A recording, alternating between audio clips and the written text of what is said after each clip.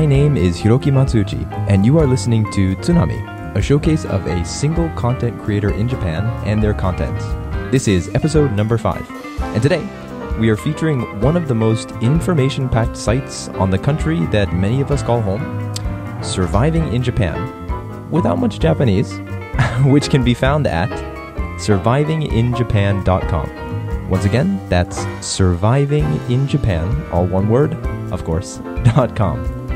So with close to 100 tips divided into several different categories: daily life, electronics, etiquette, food, health, study, travel, and other, even long-time Japanese residents will be able to find something useful or entertaining on her page. If there's something on your mind, or you're looking for information about a particular topic that might not be listed on the site, the creator, Ashley, is open to being contacted through her Contacts tab off of her main page. So, diving right in, on this week's episode, we're going to try something a little bit different. Instead of selecting some of our favorite parts of the site, we're going to simply land on the splash page, and for 10 minutes,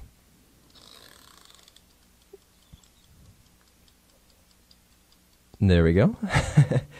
And for 10 minutes, we're just going to wander around the site, stopping and reading parts that strike our interest. So please sit back and relax. So, of course, this is the main page right here. And I'll quickly read the most recent entry, titled How to Find a Non-Smoking Restaurant in Japan. Or I'll read maybe part of it, at least. It's a little bit long. So, going out in Japan can sometimes be rough if you're a non-smoker, like me. Granted, times are changing in Japan, and more facilities and areas are now completely non-smoking or have a small room or area designated specifically for smoking.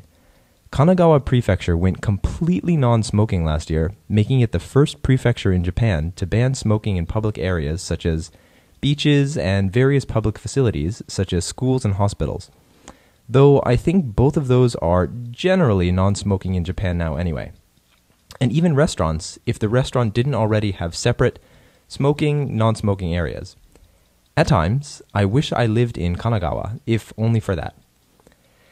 Now, of course, I mean no offense to anyone who does smoke. It's all choice, and I'm completely fine with that. My only issue is when kids or pregnant women are around, or I have to sit and breathe it because of the location I'm in. And I've got some extremely annoying allergies. Well, and I just don't care for it in general. Thus, sometimes, eating out can pose a challenge if you're a non-smoker and wish to avoid smoke at all costs. Yes, there are restaurants that are smoke-free, and various restaurants that are divided into smoking, non-smoking areas. But I can guarantee that there are plenty of restaurants that have neither. So if you're a serial smoker, you might be lucky to enjoy a good meal without So if you are a serial non-smoker, you might be lucky to enjoy a good meal without inhaling secondhand smoke. That is, until the person sitting next to you lights up. Of course, if it's a smoking restaurant, you just have to deal with it, because they are well within their rights to smoke. But from experience, it's also ruined some meals for me. It makes me want to try and avoid it when possible. This is easier said than done. The other day, my husband and I were feeling lazy and wanted to go out to eat. Although I was feeling a little off that day, and I didn't really want to take our chances with the smoking thing, I don't know if you've heard of Tabelog in kind of American pronunciation, which is a great restaurant search tool for all over Japan. But it comes in handy for looking up restaurants. I often browse that site, though I noticed most listings in our area did not designate if they were smoking, non-smoking, or if they had separate seating. Some listings do, but I find it to be hit or miss. The only way we could know for sure was to call every place and ask, and after the first few, it does get kind of annoying. Enter new search. I pulled up Google, this time hoping I could somehow discover some non-smoking restaurants by using those very keywords. Smart, I know. Lo and behold, I discovered a website called Kinyen Style, or actually, Kinyen Style, non-smoking style. And I'm not going to go on and read the rest of this entry, because it is quite long. But in this entry, she discusses this particular site that she discovers, and all of these listings for different restaurants designated by whether or not they're smoking, non-smoking, or have separate facilities. And so this is just one of the many tips that she offers for people living in Japan. Of course, I guess it is really targeted towards specifically non-Japanese living in Japan, but I suppose even native Japanese might be able to find it useful. So why don't we jump over to, oh, look at that. So on the right side of her page, she has a whole popular post category. So why don't we, why don't we take a look at the first on the list? Moving to Japan? Read this first. My days of packing for Japan were quite stressful, and my questions endless. I bombarded everyone I knew in Japan with a constant stream of questions, yes, worrying a little too much. I had no idea what I needed or didn't need, and only few of my questions were ever truly answered. I Googled, read forums, bought books, and still found myself wondering even more. So, to anyone like me frantic for some answers, and to anyone about to embark on your own journey to Japan, wondering what in the world to toss in your suitcase, this list is for you. Now, I'm going to go down this list. I'm not going to read the details, the explanations for each of the things, but I thought it was a pretty interesting list. It certainly would have been helpful to me when I first came to the country almost 4 years ago. So she starts off with what you don't need to bring. Deodorant, toothpaste, 3 to 2 prong adapters, pads, I think these are sanitary napkins, hair products, vitamins, mineral supplements, disposable razors, and aloe. It's funny, it never would have occurred to me to bring aloe into the country.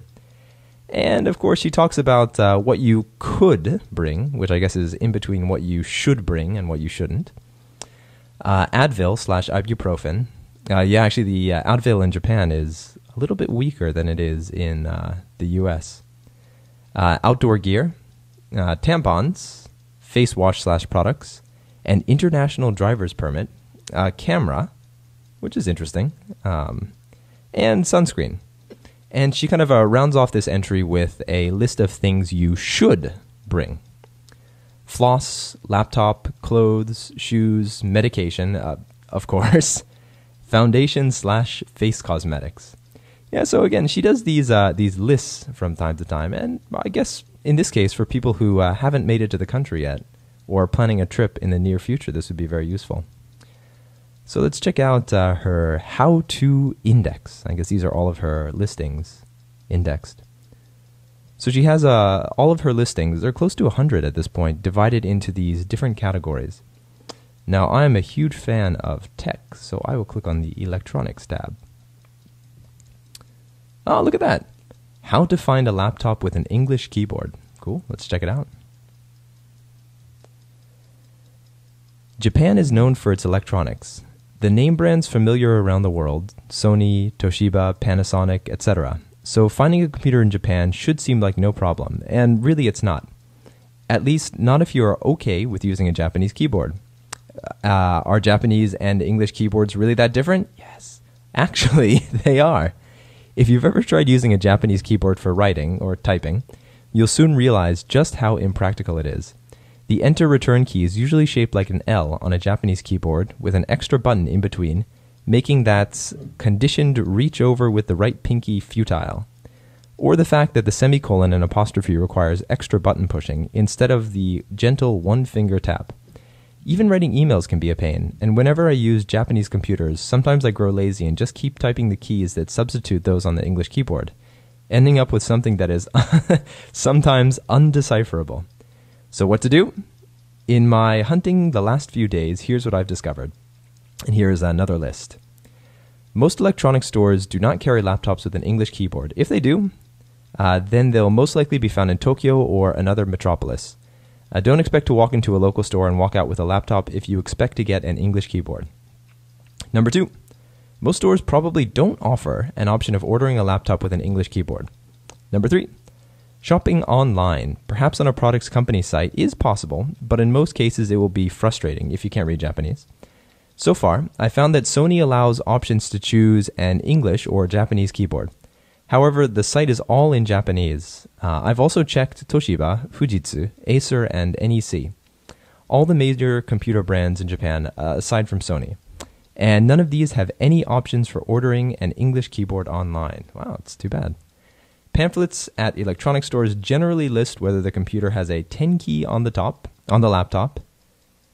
It's a 10 key on the laptop and say nothing about an English keyboard. That's interesting. 10 key on the... I think she means a number pad. Maybe. I'll have to ask her about that. So, how do you find the elusive laptop with an English keyboard? Buy a Mac. 2. Buy a Sony Vaio. 3. Buy an English keyboard. External. 4. Buy a laptop before coming to Japan and order online from an English-speaking country. Or order online from an English-speaking country? I see, country. I thought maybe she meant company. Anyway, so that's the 10 minutes. I hope this was an adequate taste of some of the stuff you can find on her site. And that's it. Thank you all for watching or listening to episode 5 of Tsunami. If you like what you saw, you'll actually have a chance in about 2 weeks to see the creator of the site, Ashley, on the Bad Communication podcast.